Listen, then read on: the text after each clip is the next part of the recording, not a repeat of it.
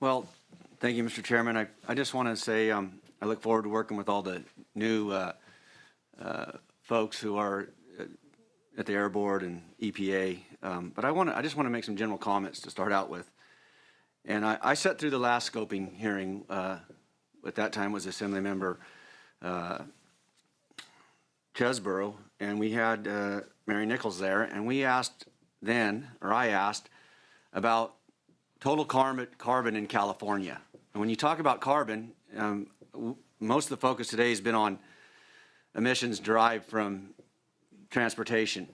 And we don't really take into consideration that there's been a huge amount of carbon release from forest fire. And so it's been one of my pet peeves. I talk about it all the time, and I typically get outvoted mostly on most committees I sit on. Maybe it's because I'm in a different thought process, I guess. But what I wanted to say is that we need to look at holistically at our carbon output, because at the end of the day, we can do all kinds of things that, and I want to share also that I'm a farmer. I raise food for people to eat that I'm pretty sure everybody has to have that mostly every day. It's something that, and I compete with companies that, and farms that aren't in California, and I'm struggling. I'll just be honest with you. I also have a trucking business, and I've been impacted by, I believe, the biggest tax put on California industry, which was AB 32. Now, I want to share with you that I'm all for carbon. I think we should reduce our carbon footprint. I think we should reduce pollution. I think that people that live in communities that are impacted, I want to help them. But I think it's how we go about it. It's the priority of how we spend the dollars that have been basically taxed or forced to pay for their emissions. And I brought it up several times, and I think the public is catching on to this stuff. But the fact that we spend a huge amount of dollars on transportation, a train that we're building that in my mind, I believe will never be completed. And that's a frustration. And I heard Mr. Blumenfield say that the economy grew by 26%, and we're leading the world in how we do carbon reduction. But I'd like to know where the economy grew. Did it grow specifically from our carbon goals, or did it grow because we have a mega amount of world corporations that pay capital gains tax? That's, if you look at the budget and find out where the money comes from, they're actually Betty E. put out a report that 7,800 taxpayers paid 60% of our taxes, and those are very wealthy people in California that are getting capital gains. So I'm very much concerned about the economy and the long-term or the long-term effects of the decisions that we make here. And so that's the comment I want to make. I would like to know, I think that was the professor that said evidence-based policy. And the matrix is very important. In 2022, I'm going to be looking at this matrix. If we don't include wildfire, we're lying to ourselves at saying, hey, we're reducing emissions. We're not. We burnt 4.2 million acres last year, hundreds of thousands of acres every year past that, and we're going to burn more. And we keep talking about transportation. And I know the legislature had to force, by legislation, SB 901, which I was a big player in to get it done, to actually do something in carbon reduction on fuels.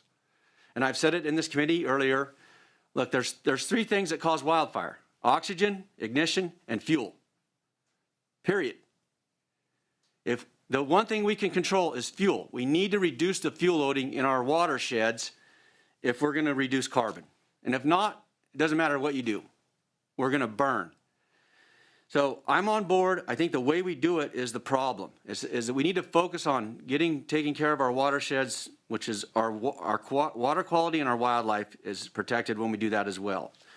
I want to touch on one last thing, and then I'll be happy to listen back about what's it. And I think it's wrong that we have these executive orders that are which I think are unconstitutional. Under this state of emergency, the governor's done executive orders to get us to 2035 with all zero-emission vehicles.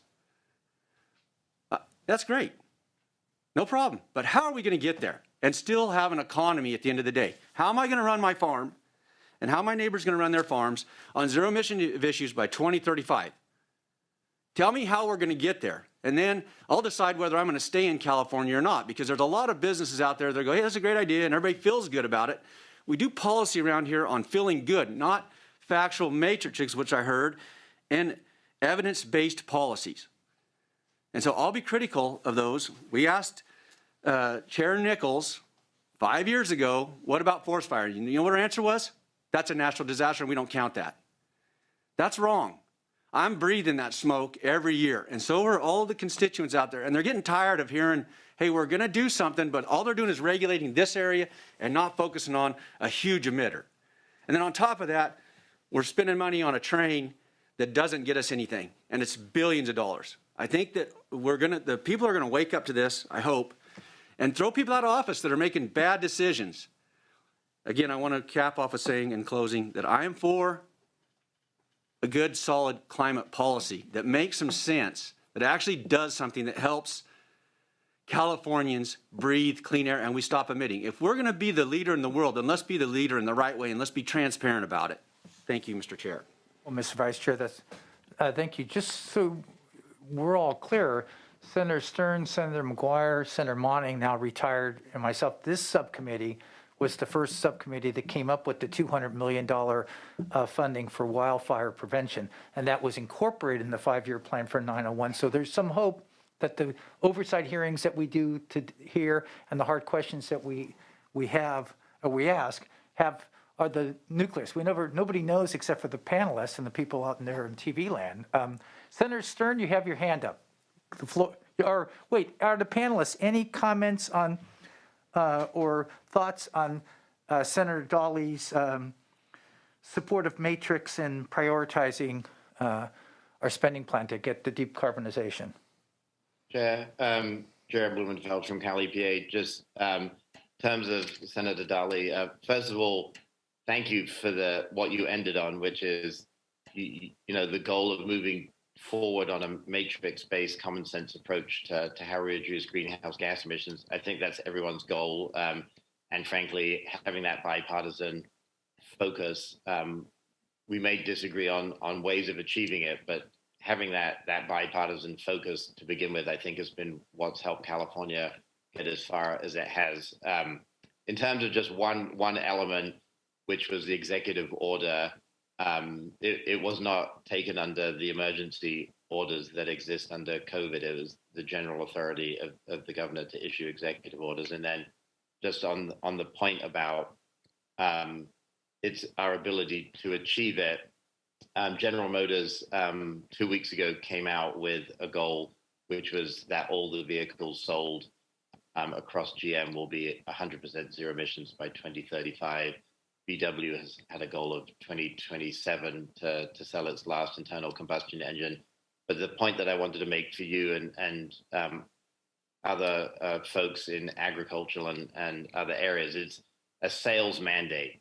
So it's saying to the companies, by 2035, you shall only sell electric vehicles. So the entire fleet of vehicles that are running, you could buy in 2034 an internal combustion vehicle. You could buy one now and still drive it in 2040. So just to be really clear, it is not a prohibition on people driving electric vehicles in 2030, non-electric vehicles in 2035. It's saying very clearly the manufacturers have an obligation to sell. And the last thing I wanted to say is just a big thank you to you and agriculture in general. You've done an incredible job in partnership with ARB and us on reducing emissions. And as we'll talk about with the farmer program, when Deputy Secretary Lauren Sanchez goes through the budget, those programs have really helped clean up the air in places like the San Joaquin and South Coast. So farmers and ag have been a tremendous, tremendous partner and supporter and innovator in thinking about how we reduce air pollution. I just wanted to appreciate you for that. Senator Dahle. I thank you for those comments. I wanted to just add one last thing that just came to mind is that when will we start putting in the emissions of forest fire in our calculation? Right now, we don't do that, I believe. We don't calculate the emissions that come off of fire into the climate action plan. At least we didn't under the last scoping period. Are you planning on, in this scoping period, taking into account the amount of emissions that are released under forest fire? Determining the inputs into the scoping plan will be part of the process going forward. That's a Mr. strong Chair? maybe. Yes. Yeah, so was that a yes or a no? Maybe. Okay. We will examine that question. Well, I attempted to run a bill to have that happen, and it hasn't been successful. So do you think we need legislation to give some direction? Well, I guess I would say our regulatory process really is about getting all of the inputs and arguments for and against various decisions that we're going to make in that process. And so that is our plan going forward. So would you agree that forest fires are a big problem of our emissions for climate change? Forest fires are a critical issue, and it is, as Secretary Blumenfeld mentioned, it's, addressing issues related to natural and working lands is an important part of our scoping plan analysis and discussion. Mr. Chair, I wonder if I might offer a quick response to Senator Dahle. Please, Professor. Senator, I just wanted to affirm your assertion that forest emissions, fire emissions are not included in today's inventory. As of CARB's most recent draft emissions report, emissions from the 2020 fires, which are unlike anything any of us has ever lived through, were slightly over 100 million tons of carbon dioxide. It's about triple the worst fire season before that. And it's about 1/3 of the coverage of the cap and trade program on an annual basis. As to the policy decisions the board might take in the future, I'll just flag the discussion around Governor Brown's carbon neutrality executive order for 2045, which I heard the Secretary and CARB chair say would be part of the next scoping plan process. I don't think one can talk about carbon neutrality without thinking comprehensively about both the carbon benefits and emissions concerns related to natural and working lands, including forests. So I would certainly hope that this becomes part of the conversation, even though I would be somebody who would say we ought to manage our energy system and our land systems with different goals and different strategies, where perhaps you might have a different point of view, but I do think eventually those conversations have to come together for the reasons you've suggested. Thank you. Thank you for that comment. I agree that they're two different pots, but they do still, there's a huge amount of emissions, and I'll be looking forward to reading your book, by the way.